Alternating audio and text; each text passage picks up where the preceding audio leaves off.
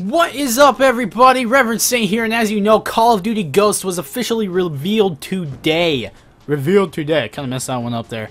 I'm pretty darn excited, but there's a lot of people that are butthurt out there, and I really want to talk about this for a little bit.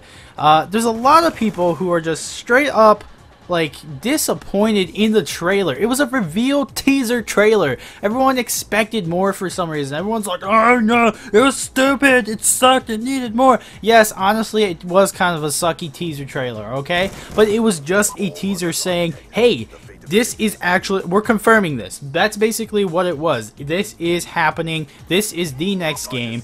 Here's what you can do. You can go pre-order it at GameStop. You can pre-order it at Best Buy, wherever you want to get your pre-orders from.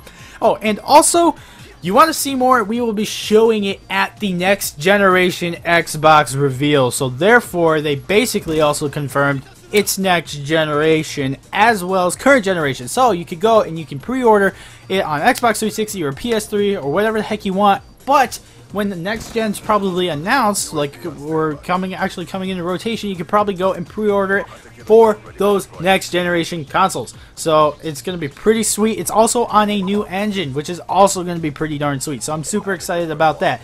Now, got my opening statement out of the way. Let's talk about this gameplay really quick. It is Search and Destroy on Magma. It's kind of old, but it's extremely good. I've been waiting for a chance to use this gameplay, and now I actually have a chance. I go 16-1 in 5 rounds of Search and Destroy. It should have been 4 rounds, and I should have went 15-0, but my teammate just sat there, wasn't paying attention to the guy defusing the bomb when we were attacking, and just let him go. And we had a UAV up, so you could see he was on the bomb. My teammate was literally probably 20 feet away from the bomb, just standing there looking at the bomb, and as soon as he defused, that's when my teammate started moving and killed him. So it was kind of BS like that, and I ended up choking on the 6th round, going 16-1. So my class setup real quick is the M8 with the MMS sight and the stock, so I can move faster while aiming. My secondary is the Cap 40, no attachments there. And then I think my perks are lightweight, toughness, and then I think I have dexterity and marathon as well. And then I am using the sensor grenade as my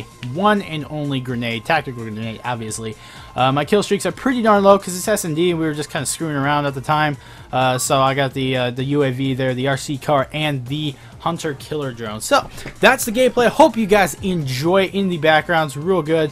But let's get back into the subject at hand, which is Call of Duty Ghosts and next generation Xbox. So they came out, they announced it, everyone was butthurt, but they really have no reason to be butthurt because all they said prior to today was, we are announcing something on May 1st. That is all they said. They're like, we are announcing something on May 1st. They could have announced a DS game, a Nintendo DS game, or a PS Vita game that comes out in 2 days that nobody's going to buy. That's what they could have done with that. If they decided, we're going to hold it until May 21st and not say anything, even though the box art leaked, we're just going to hold it till May 21st, announce it then, and we're going to give them some garbage else that we're working on, some little gimmick or whatever.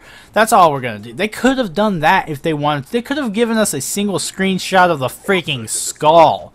That's all they could. They could have done that. But everyone's all butthurt about it because it wasn't enough. But you know what? If you really sit and think about it, it was enough. Next generation Call of Duty, guys. Honestly, I think it's going to look amazing, but not quite as amazing as everyone thinks it is. A lot of people aren't satisfied with how next gen looks right now. I'm like, dude, it looks phenomenally better than what's out right now. It's insanely smooth. Everything's got a crazy high frame rate. All the detailing is insane. The lighting, the vistas, the huge areas, and like, it's just, people aren't satisfied, quite satisfied. They thought it would look better. But my point to that is that it's the beginning of next generation. Now, if you go back and you look when the Xbox 360 and the PS3 first came out, and you compare, mainly Xbox 360 games, because I don't know PS3 too well, especially when it first came out. If you go back and you compare, like, say, Oblivion to Skyrim, crazy difference. If you go back and compare, say, Halo 3 to Halo 4, that's a huge difference. You go back and you compare anything when 360 first came out to Crysis 3. Crazy difference, guys. It's absolutely insane how the difference it can make. Now, it hasn't been quite 10 years since the 360 came out, but if you go back onto, say, Halo Combat Evolved Anniversary Edition, this is one of my favorite examples of what I'm talking about here. On that game, they made it so you could play in the original graphics and the new graphics all at the same time. So all you gotta do is hit one button and it switches between the two engines, the two graphical engines, because they have both of them running. They have the old one under, like, on the bottom, so that the game engine, the mechanics, the animation, and all the enemies and AI are running on that, so that it's exactly like the original Halo was. And then they have the new graphical engine along with some updated animations that they can put on there on top of that, so that you can see what it looks like, what it would almost look like. It doesn't look as good as it can be, because obviously it doesn't look nearly as good as Halo 4 does, but it still looks crazy good compared to Halo 1. You can just see the insane difference that 10 years of gaming and graphical discovery with game engines and graphics and all that stuff and technology, and you can see the huge difference that it makes, guys. It's absolutely insane. So I don't think the next Call of Duty is going to look that much different, especially since it's because it's the beginning of the next gen cycle, and it's also for current gen consoles, so they can't just bump up the graphics to be super crazy for next gen. It's also got to release on the original current gen, right now current gen models of game systems. So that's my opinion on it, guys. Obviously, you already know my opinion on what this game's going to be about.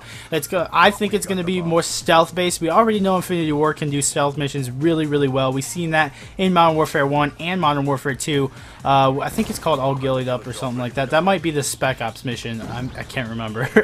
In Modern Warfare 2, we got that snow level in the campaign. So I think it might be a little bit more covert ops kind of style, but who knows. Now, I do remember a couple years back, I think when Modern Warfare 3, before Modern Warfare 3 came out, when it was getting announced, people were speculating it might be Ghost's backstory.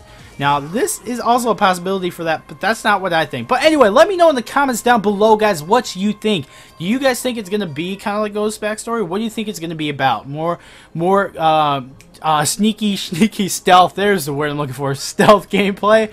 Or is it going to be kind of like another Modern Warfare? Let me know what you guys think below. Thanks for watching. I'll see you guys later. Peace out.